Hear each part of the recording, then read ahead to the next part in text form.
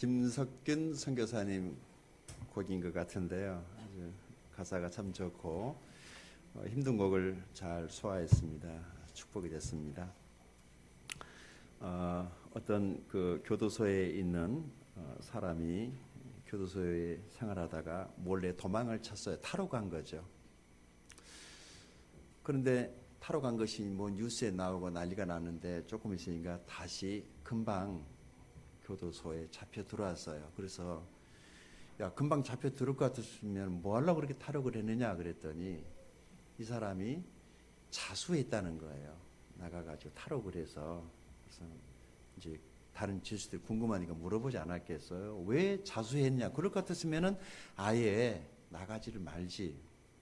이렇게 말을 합니다. 내가 그 고생을 해가지고 목숨을 걸고 타러 그래서 집에를 갔는데 우리 마누라가 내가 타러 간 이야기를 텔레비전을 통해서 다 보고 있다가 타러 간 지가 지금 시간상으로는 5시간이 되는데 왜 10시간 만에 집에 왔느냐. 5시간 동안 뭐 했느냐라고 잔소리하는 그 잔소리 때문에 차라리 내가 교도소에 있는 게 더 낫겠다 싶어서 다시 교도소로 돌아왔다. 이 부인의 잔소리 무섭습니다.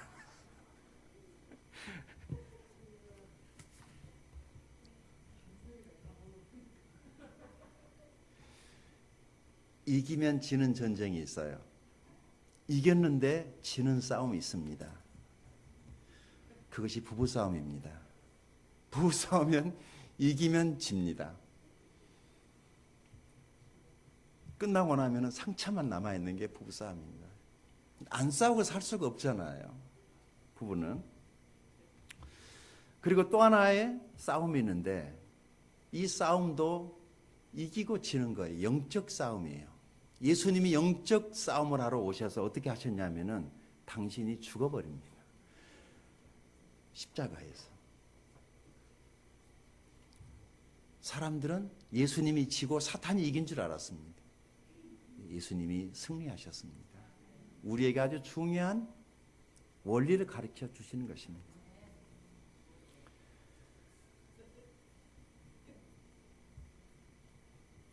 (1월 1일) 신년 금식 기도회를 하면서 저희들이 고린도전서를 같이 통독하면서 고린도 교회의 상황들을 저희들이 같이 또 보았습니다. 고린도 교회 갈등 문제는 영적인 미성숙에서 오는 문제들이었습니다. 참 좋은 사람들이 모여 있었고 좋은 은사, 하나님께서 참 좋은 것들을 그들에게 주었는데 그들에게 있는 그 좋은 은사가 오히려 그 교회에 유익이 되지 못하고 오히려 문제가 돼서 사도 바울이 그 교회 문제에 개입하지 않으면 안 될 그런 상황. 그래서 그 육신적인 그리스도인들은 항상 싸우려고만 한다고 말을 합니다. 우리 기독교 안에는 은사 받은 것이 마치 무슨 영적인 성숙의 한 파트로 생각을 하려는 경향이 없지 않아 있는데 은사는 은사일 뿐이에요. 영적인 성숙하고 은사는 다른 거예요. 교회를 금방 다니면서부터 어떤 은사를 받을 수 있어요. 은사이기 때문에. 그러나 영적인 성숙은 하루아침에 이루어지지 않는다라고 하는 사실입니다. 시간이 오래 걸리고 자기와의 부단한 싸움과 훈련과 자기 연마의 과정을 겪은 사람들에게서 오는 것이 영적인 성숙이에요. 근데 고린도 교회는 보니까 영적인 성숙이라기보다는 그것을 위해서 힘쓰지는 않고 하나님이 자기들에게 주신 그 은혜로 주신 그 은사를 가지고 서로 이제 도토리 키재기하고 개미 근육 자랑하고 불필요한 그런 교회 분쟁이 그 교회에 하나님이 주신 그 좋은 것들을 다 오히려 묻히게 만들었단 말이죠. 그래서 이 육신적인 그리스도인의 특징이 뭐냐? 사도 바울은 늘 인간관계를 긴장관계로 가지고 간다는 거예요. 사람을 편하게 해주질 않고 사람을 긴장하게 조급하게 만들고 불안하게 만들고 사람 만나면 그런 사람이 있잖아요. 좀 편안한 사람이 있는가 하면은 뭔가 모르게 사람을 긴장하게 만드는 그런 사람들. 아니면 대립, 공격, 갈등, 시기, 다툼. 어떻게 보면은요, 세상은 쌈꾼들의 세상인 것 같아요.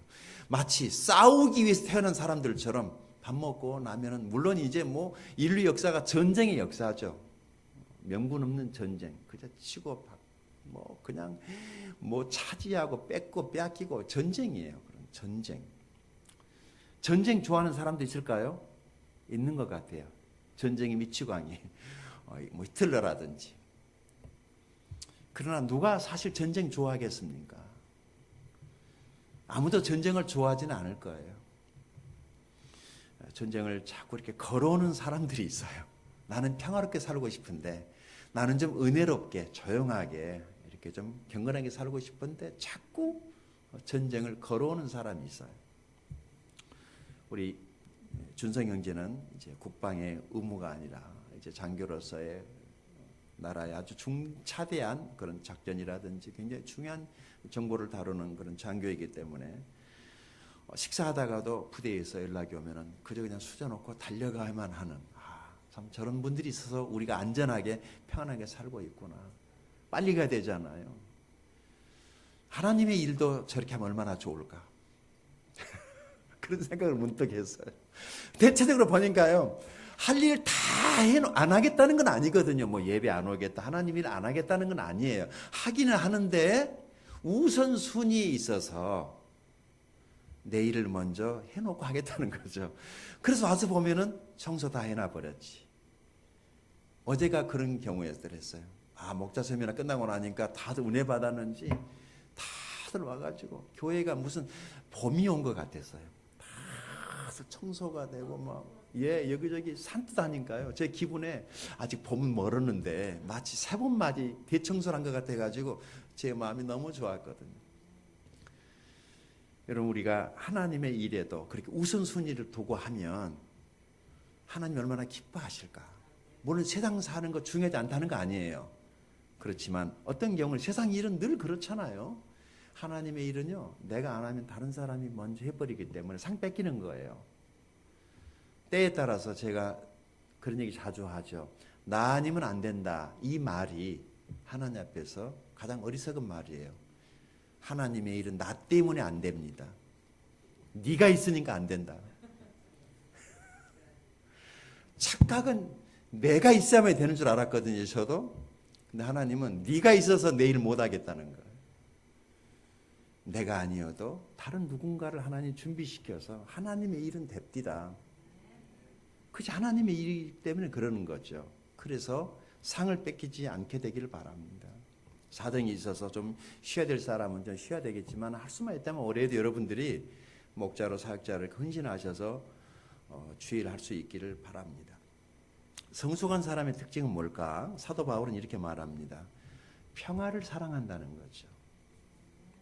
다른 사람을 존중하고 하나님을 예배하며 격려와 칭찬과 감사를 아끼지 않고 기쁨과 찬양하는 사람, 영적인 성숙한 사람이 바로 그런 모습으로 이 땅 가운데 존재하는 것입니다. 그래서 영적 성숙이 모든 문제의 해답이다라고 그렇게 말을 합니다. 모든 갈등과 문제는 나의 미성숙에서 오는 것 같아요. 우리는 지난 교회 개척 15년, 올해까지 벌써 15년 동안 교회가 개척하고 교회가 성숙해 가는 이 과정이 우리 교회만이 아니라 이 땅에 있는 모든 교회가 다 이런 과정을 거쳐가면서 성장의 단계로 가는 것 같아요. 아이가 태어나는데 하루아침에 달려다니고 하루아침에 그렇게 클 수는 없는 거 아니겠어요? 커가는데 여러 가지 시행착오를 겪으면서 넘어지면서 깨지고 부딪히면서 얻어 터지면서 그러면서 아이가 자라는 것처럼 교회도 그런 과정을 거쳐가면서 성숙을 하는 것 같습니다. 우리 교회 여러 집사님들께 감사드리고 또 목자님들과 여러분들 모두에게 감사드립니다. 올 한 해도 영적 성숙에 힘쓰는 한 해가 될 수 있기 바랍니다. 그러면 가정 안에서도 조금 더 평화의 이런 분위기가 무르익을 것이고 우리 성숙한 사람들이 많이 있게 되면은 교회 안에 사람을 수용하고 받아들이는 그런 넉넉한 큰 마음을 가진 사람들이 많이 있을 때 사람들이 들어와서 교회에 정착을 할 수 있는 것이지 자리 다툼이나 하고 있고 양보심 없이 자기 것이나 챙기려는 이기심 가득한 사람들만 있으면은 누가 우리 교회에 발이나 들여놓겠습니까? 그러나 따뜻하고 온화하고 예수님의 제자들이 모여있는 그런 교회다라고 인정되어질 때 하나님은 많은 사람들을 교회에 더하게 하실 줄로 믿습니다. 그래서 올해 우리 교회에 큰 성장과 부흥과 발전이 있기를 바랍니다. 참 기분 좋은 소식은 우리 임준성 형제 가정이 올해 첫 신호탄인 것 같아요. 얼마나 마음이 기쁘고 좋은지 모르겠어요. 매주마다 새로운 영혼들이 교회에 되어지길 바라고, 특별히 매월 마지막 주일에는 총동원 전도 주일이자 그날에는요 복음 설교를 하겠어요. 그래서 그때 잃어버린 영혼들을 주님께로 인도하면 그날에는 우리 모두가 상담자가 되고 우리 모두가 전도자가 돼서 복음에 이렇게 헌신하는 마지막 주일이 되기를 바라고, 첫째 주, 둘째 주 밤 예배는 큐티 예배를 드리지만은 셋째 주일 밤 예배에는 예부 강사 목사님을 좀 오시도록 해가지고 더 새로운 말씀의 꿀을 이렇게 먹이도록 그렇게 지금 목회를 계획을 하고 우리 목자 비전 세미나에서 같이 나누는데, 이번에 세미나에 못 오신 분들은 밖에 나가시게 되면은 목자 리더십 세미나 교재가 있습니다. 보시게 되면은 참고 사항들이 있을 것입니다. 참고하시기 바랍니다.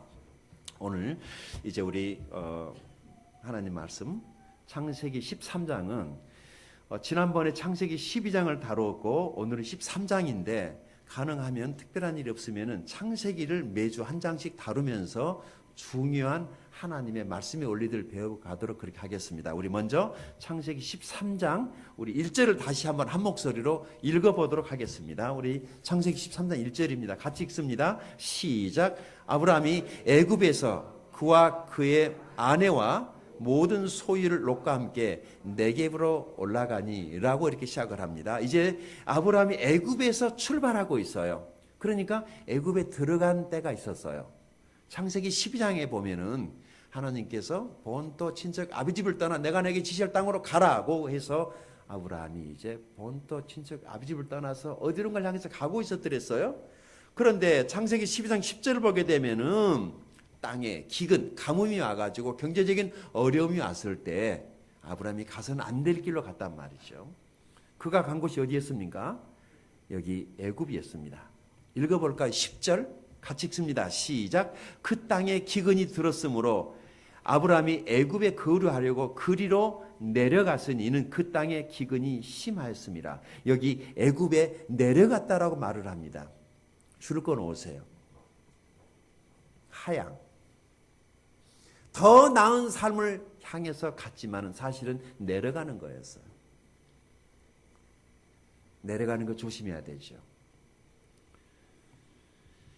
무슨 일을 당합니까? 애굽에서 끔찍한 일을 당하죠. 아시다시피 더 행복을 위해서, 더 많은 물질과 부요를 위해서 영적인 그 있어야 될 자기의 위치를 벗어난 아브라함의 가정에 큰 위기가 옵니다. 위기치고는 가정에 이런 위기는 없어야 되죠. 무슨 위기가 왔어요? 예, 사랑하는 아내 아리따운 여인이죠. 아브라함의 아내 이름이 누구예요? 사레입니다. 미스 갈대아 우르. 예. 그래서 그 애굽에 들어가니까 눈에 띈 거죠. 이방에서 온 아브라함의 아내가 미인이 이게 보통 이만저만 미인이 아니에요. 딱 보니까 다른 거죠. 딱 보고 안 거예요. 이것은 우리가 어떻게 할 문제가 아니라 저 여인은 누구에게? 애굽왕 바로에게 드려야 되겠다라고 이렇게 생각을 했어요. 그럼 떡고물 떨어지잖아요. 그래서 이제 아브라함의 아내 사레가 바로 왕에게 가는 겁니다. 근데 이 옹색한 이 남편이 약간 좀 덜 떨어진 남편 같죠? 지 살겠다고 혹시 사람들이 나를 죽이고 너를 데려갈지 모르니까 네가 누구냐고 물어보면은 내 아내라고 말하지 말라고 그렇게 단속을 했어요. 약간 좀 칠칠맞은 그런 남편이죠. 지 살자고 거짓말을 한 거예요. 그래서 이제 자기 아내가 바로에게 들어갔는데 하나님께서 야단을 쳤어요. 그래가지고 애굽왕 바로가 혼쭐이 나가지고 깜짝 놀라가지고 아브라함의 아내를 취했다가 돌아가실 뻔했어요. 그래서 바로가 이제 아브라함을 불러가지고 18절에 야단을 칩니다. 왜 네 아내라고 말하지 않았느냐? 여기 보십시오. 믿는 사람이 믿지 않는 사람에게 책망받고 있는 거죠. 칠칠맞은 행동을 했기 때문에 그런 거예요. 자기 단속을 못했기 때문에. 우리들이 그럴 때가 있어요. 말로는 믿음으로 온 세상을 다 다스리는데 그렇지 못할 때가 있잖아요. 그래서 오히려 세상의 판단을 받고 세상이 오히려 교회 걱정을 하고 있는 시대니까 그런 이야기입니다. 그래서 아브라함이 이제 바로가 아브라함의 아내를 돌려주는데 그냥 돌려주는 것이 아니라 19절 20절 같이 읽어볼까요? 시작. 네가 어찌 그를 누이라 하여 내가 그를 데려다가 아내를 삼게 하느냐? 네 아내가 여기 있으니 이제 데려가라 하고 바로가 사람들에게 그의 일을 명하며 사람들이 그와 함께 그의 아내와 그의 모든 소유를 보내었더라. 아멘. 자, 그래서 이제 그 아브라함의 아내 하마터면 이제 바로 왕이 후궁이 될 뻔했어요. 바로가 보냈습니다. 그런데 이게 온 나라에 알려져 가지고 이방 여자를 후궁으로 취했다가 그것도 남편 있는 여자를 취하면은 왕으로서 채신머리가 무너지고 나라의 위상에 문제가 흠집이 날 수 있기 때문에 바로가 이 아브라함의 아내를 보낼 때 그냥 보낸 것이 아니라 입막음이 필요했어요. 그래서 입막음용으로 많은 은금과 함께 그야말로 한 재산을 준 거죠. 그래서 본의 아니게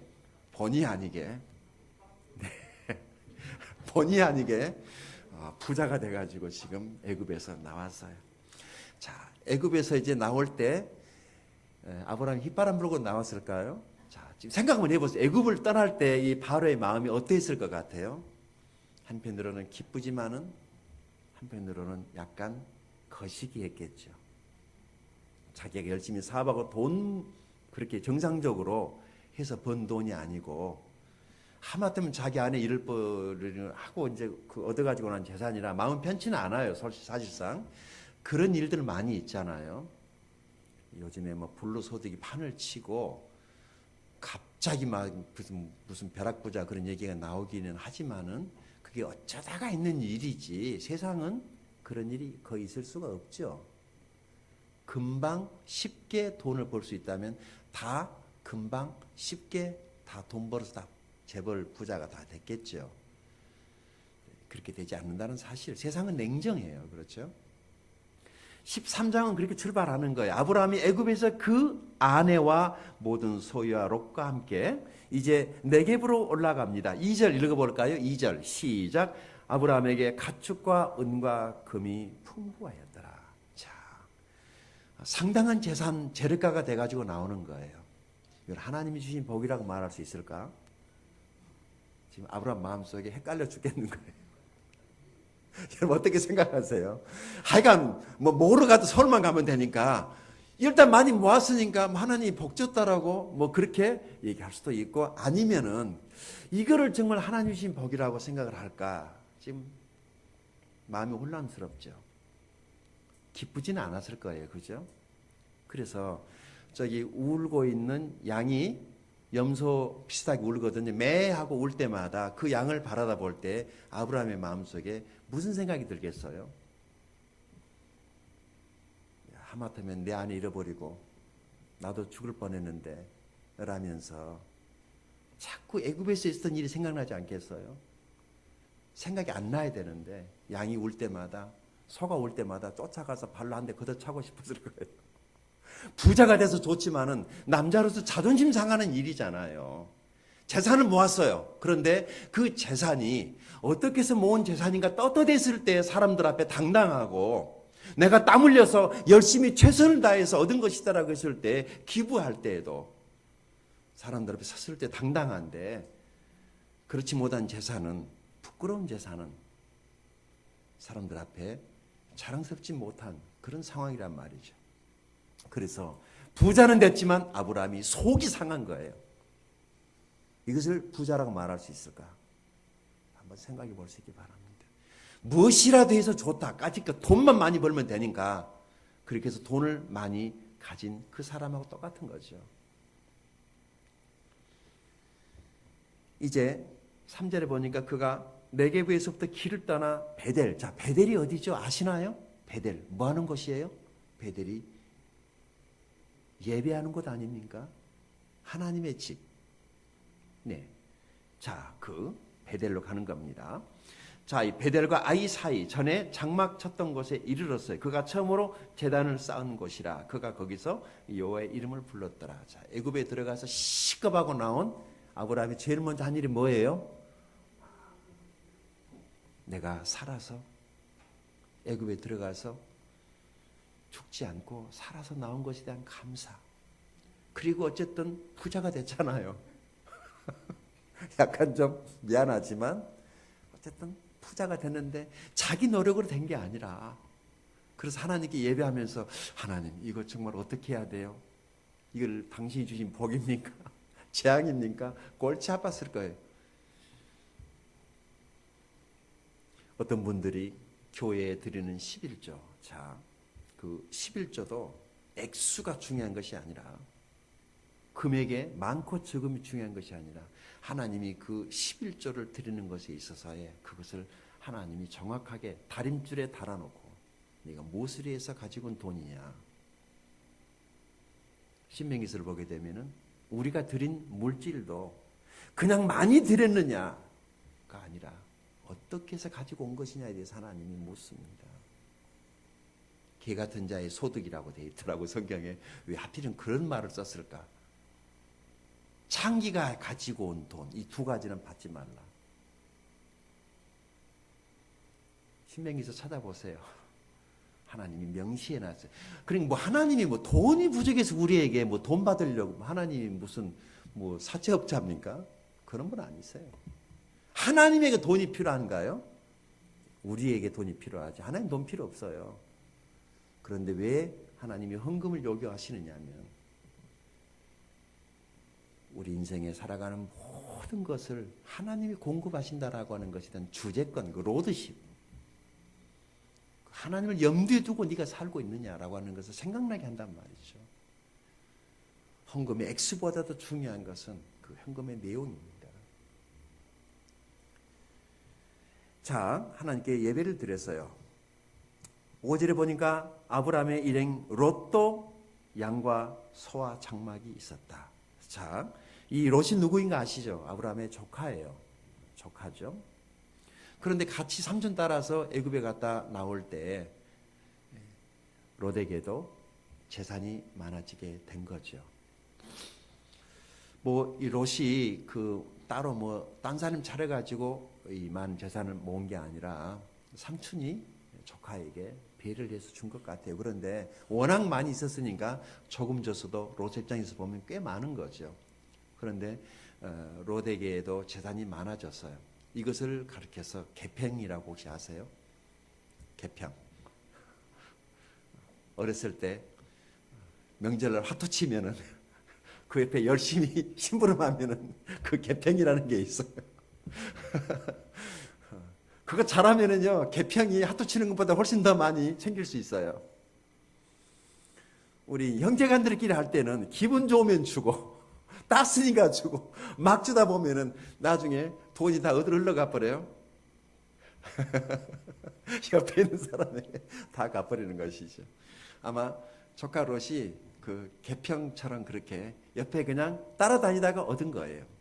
꽤 많은 재산을 가졌어요. 그런데 문제가 생겨서 6절에 보니까, 그렇죠? 자, 재산이 없을 때는 작은 목초지에서도 같이 이렇게 아기자기하게 오붓하게 그렇게 살았지만, 이제는 같은 목초지였지만은 양과 소가 많아졌기 때문에 양이 먹을 물과 풀이 필요했단 말이죠. 그래서 이제 여기 어떤 재산이 많아짐으로 인해서 오고 있는 갈등을 우리들에게 소개하고 있습니다. 읽어볼까요? 6절입니다. 시작. 그 땅이 그들이 동거하기에 넉넉하지 못하였으니 이는 그들의 소유가 많아서 동거할 수 없었음이니라. 아멘. 좋은 일인가요? 사실은 좋은 일이에요. 그렇죠? 예, 뭐가 많아져서. 그런데 땅은 한정돼 있어요. 풀하고 물은 한정돼 있었기 때문에 많은 짐승이 먹을 수 있는 풀과 물이 모자랐기 때문에 이제 어쩔 수 없이 같이 한 집에서 살 수 없는 상황이 됐더랬어요. 이게 이제 두 사람 사이에 갈등의 조짐이 된 것입니다. 없을 때는 자그마한 집에서 알콩달콩 이쁘게 잘 살다가 큰 집에 갔으면 좋겠다 그래서 오랫동안 돈을 모아가지고 큰 집에 갔어요.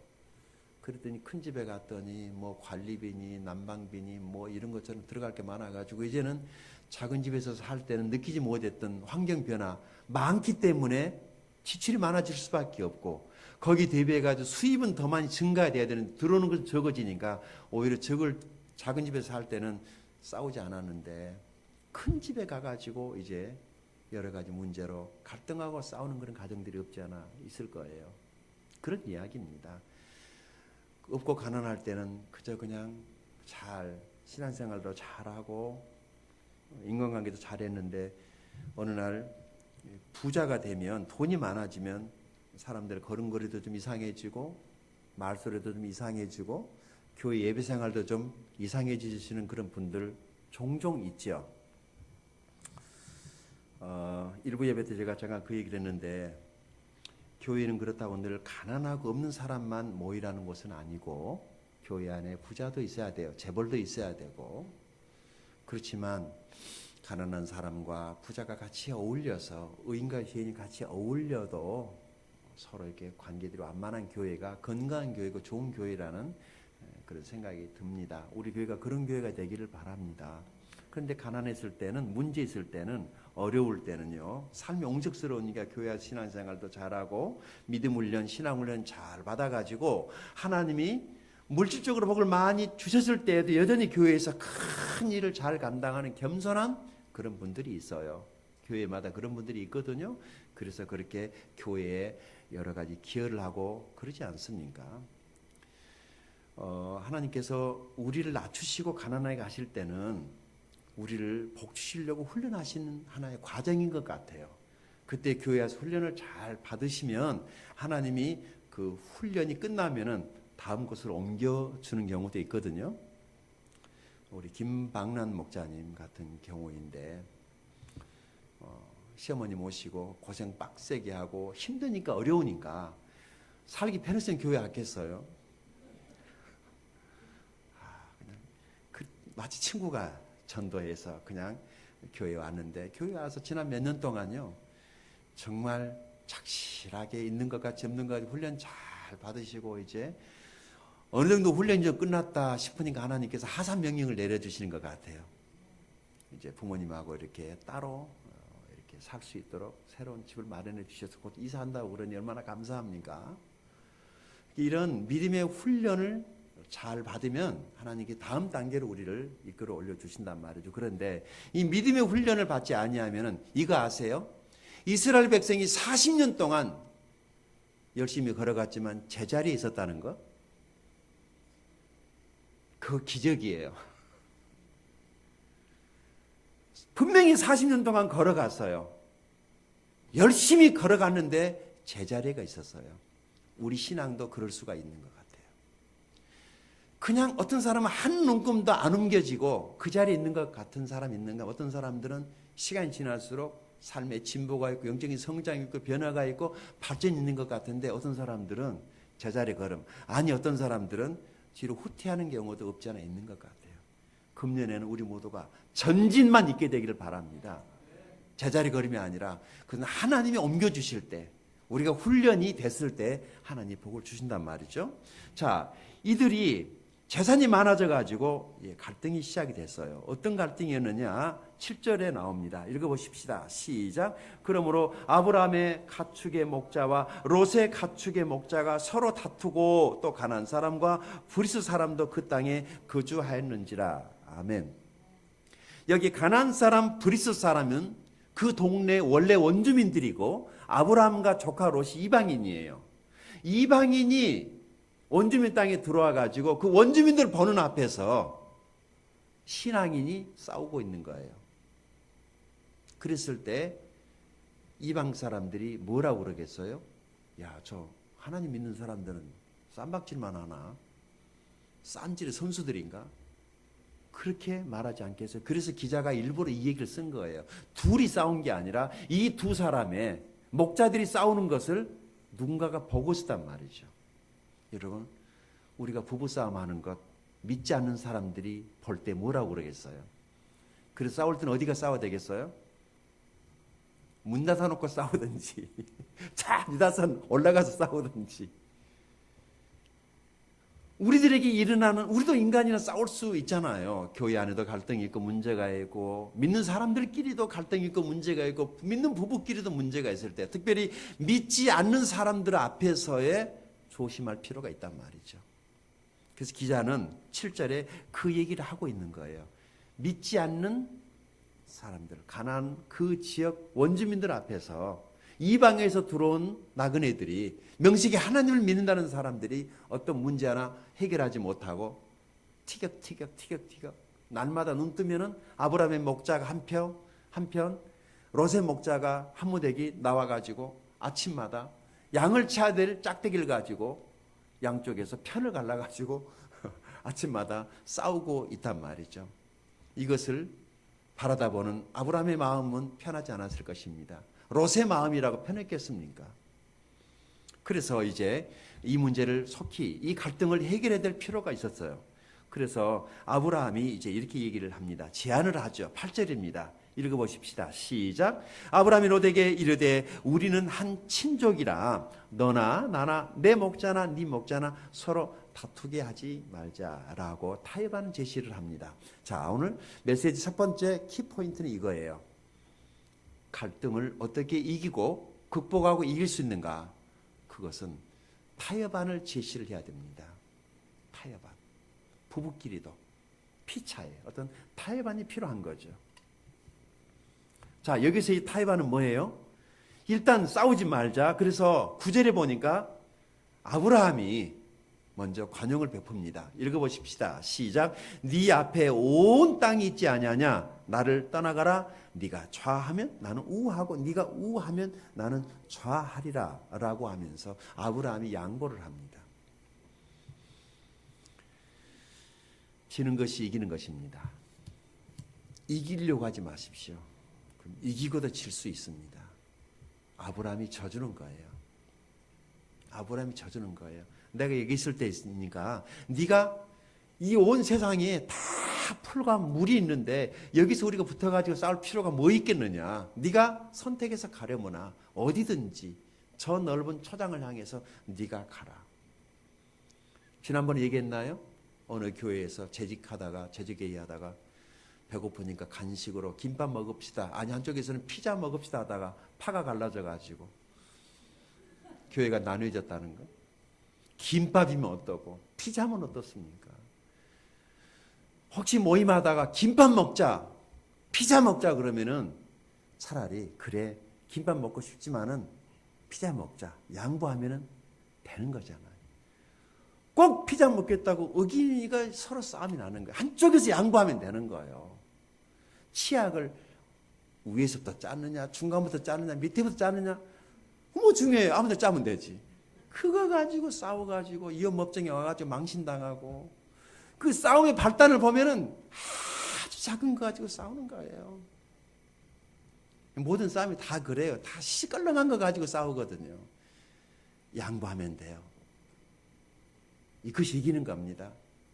부부싸움에서 이기는 것은요, 내가 양보하면 돼요. 양보합시다. 양보한 자는 큰 사람이에요. 아브라함이 양보했어요. 아브라함이 양보했어요.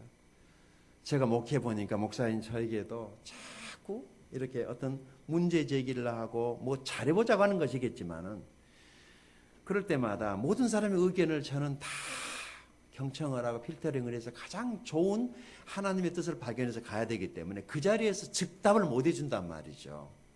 시간이 필요한 것도 있어요. 그럴 때마다 혼자 속으로 소가리를 하죠.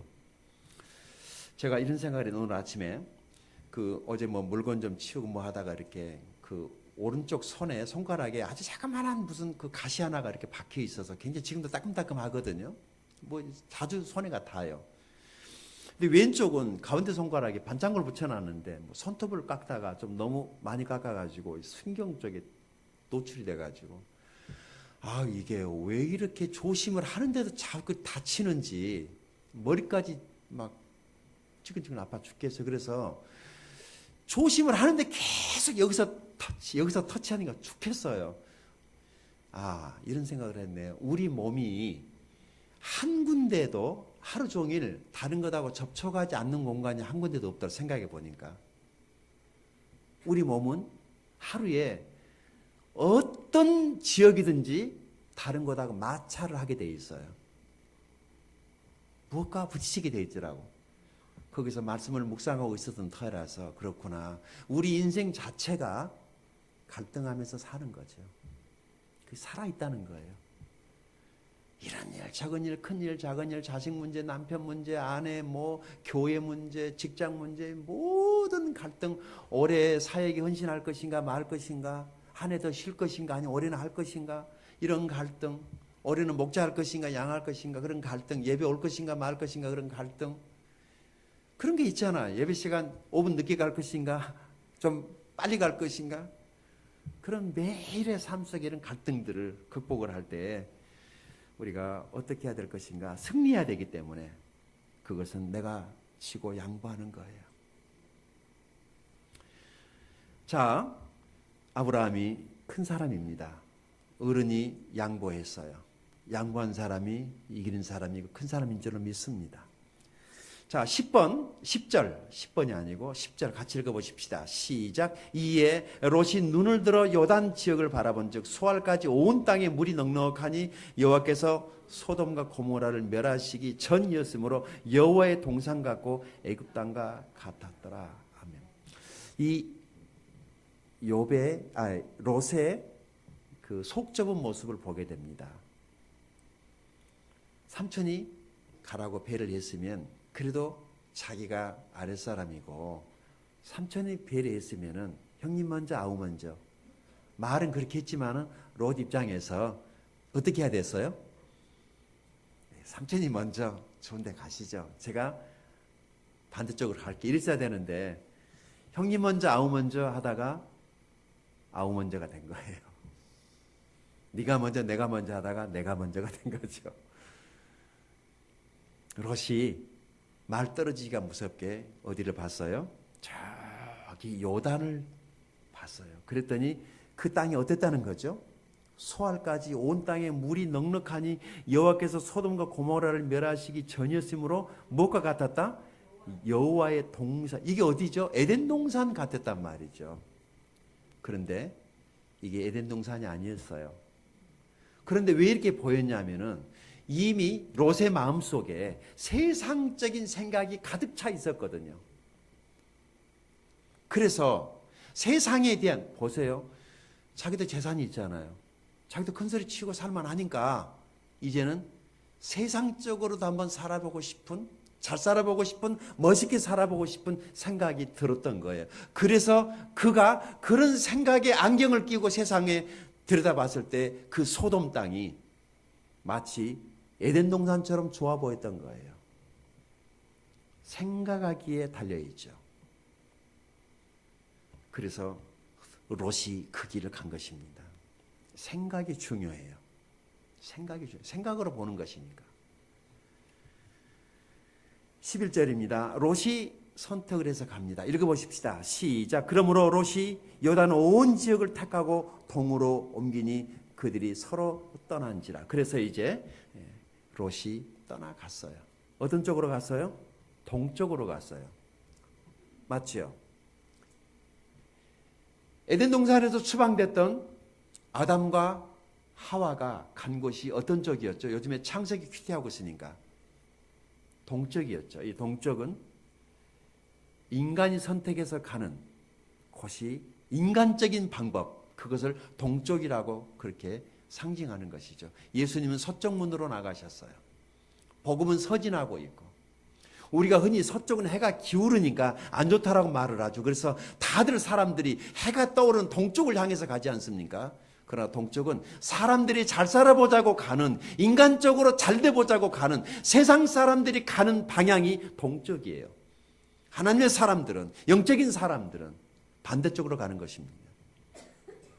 롯은 자기가 눈에 보아 훨씬 좋아 보이는 쪽으로 갔어요. 그곳에서 쫓박차지 않습니까? 세상이 좋아서 세상적으로 즐기고 살아보고 싶어서 세상에 나갔던 하나님의 사람들이 다 돌아올 때는 쫓박차고 돌아오지 않습니까? 그런 일 없게 되기 바랍니다. 예수 믿는 것이 촌스럽고 교회 다니는 것이 재미없어 보이고, 그렇지만 진짜 예수 믿는 것이 행복입니다. 교회 다니는 것이 행복입니다. 세상은 우선 화려해 보이기만 해요. 화려해 보일 따름이죠.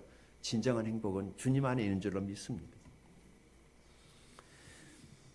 자, 이제 그래서 여기 12절 읽어보십시다. 시작. 아브라함은 가나안 땅에 거주하고 롯은 그 지역의 도시들에 머물며 그 장막을 옮겨 어디까지? 소돔까지 갔어요. 13절. 소돔 사람은 여호와 앞에 악하며 큰 죄인이었더라. 성경은 소돔을 이렇게 이야기하고 있는데 롯이 봤을 때는 너무 좋아 보였어요. 우리가 이제 무엇을 선택해야 될 것인가에 대한 결단의 순간만 남아 있습니다.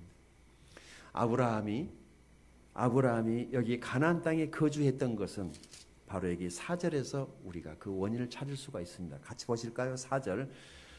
다시 4절로 돌아오면은 읽어보십시다. 시작. 그가 처음으로 제단을 쌓은 곳이라 그가 거기서 여호와의 이름을 불렀더라. 이곳은 하나님을 예배하는 곳이었기 때문에 예배의 자리를 떠나지 않으려 있었던 이 아브라함의 선택. 그러나 인간적으로 잘 살고 멋있어 보이는 소돔을 향해서 갔던 그 롯의 최후, 앞으로 만나게 될 것입니다. 아브라함은 믿음의 여정을 떠난 것입니다. 믿음의 여정은 예배하는 여정입니다.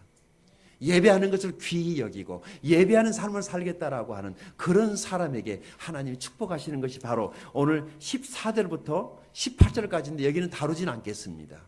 아브라함은 롯을 떠나보낸 다음에 하나님이 찾아오셔서 다시 엄청난 약속을 확신시켜 주시는 것입니다. 언제나 믿음의 선택에 이른 상이 있게 된 줄로 믿습니다. 기도하겠습니다. 갈등을 극복하고 이기는 비결에 대해서 말씀을 드렸습니다. 우리 이 시간 조용히 우리 마음을 하나님께 드리며 한번 생각해 보십시다. 지금 여러분들이 갈등하고 있는 그 갈등을 오늘 말씀을 들으면서 어떻게 해결해야 될 것인가? 어느 정도 힌트를 얻으셨다고 생각합니다. 하나님 축복하시기 바랍니다. 지는 것이 이기는 것입니다. 겸손한 사람이 이깁니다.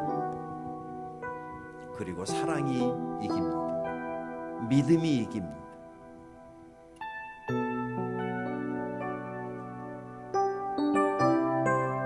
이기려고 하지 마시고 져주십시오. 그러면 사람을 얻을 수 있을 것입니다. 내가 먼저 손 내밀지 못하고 대립하지 마십시오. 싸우지 마십시오. 내가 먼저 용서하지 못하고 내가 먼저 웃음 주지 못하고 이렇게 머뭇거리고 있네. 그가 먼저 손 내밀기 원했고 그가 먼저 용서하길 원했고 그가 먼저 웃음 주길 원했네. 나는 어찌 된 사람인가? 우리 하나님께 기도합시다. 하나님, 속 좁은 나를 용서해 주시고 아브라함처럼 져주는 사람, 양보하는 사람, 믿음의 사람 되기 원합니다. 왜 내가 할 말하면서 왜 내가 먼저 져줄 수 없는가? 왜 내가 먼저 손해볼 수 없는가? 오늘